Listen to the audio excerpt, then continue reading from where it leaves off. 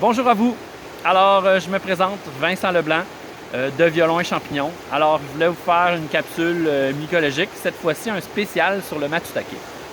Alors, le matsutake, c'est un champignon que je trouve réellement extraordinaire par son parfum et ses propriétés médicinales qui sont vraiment géniales. Donc, c'est un champignon qu'on retrouve ici au Québec en abondance, surtout dans le pin gris. On peut le retrouver aussi dans de la pruche. On peut aussi le retrouver sous le pin rouge et de façon atypique dans le sapin, les épinettes et le bouleau blanc. Donc, actuellement, je suis dans cet écosystème-là atypique pour vous montrer ça. Et c'est un champignon qu'on trouve un peu partout dans le monde. On le retrouve en Asie, on le retrouve aussi sur la côte ouest, au Mexique, dans les montagnes.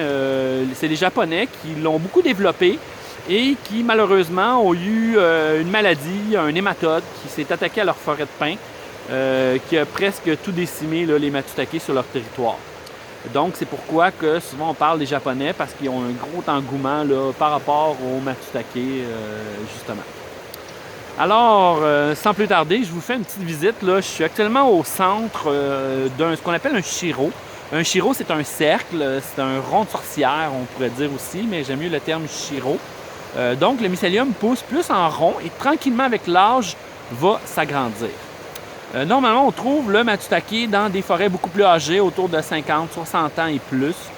Donc, peut-être que c'est autour de cet âge-là. Des fois, c'est difficile à dire l'âge des arbres, tout dépendant de leur milieu, hein, où est-ce qu'ils poussent. Alors, je vous montre sans plus tarder le shiro.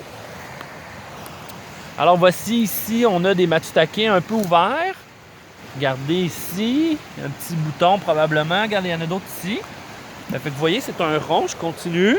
Oups, il y a un autre matsutake là ici. Un autre bébé juste ici. On continue. Regardez, on a un gros là-bas ouvert. Et ça continue comme ça ici en haut. On peut voir, regardez l'écosystème.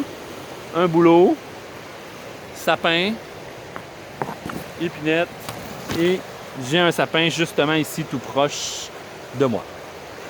Alors voilà, c'était la petite présentation, une petite capsule matsutake, si vous voulez avoir des idées où chercher votre matsutake. Si vous voulez plus d'informations sur la mycologie, la mycosylviculture, n'hésitez pas à consulter violon et champignons.com.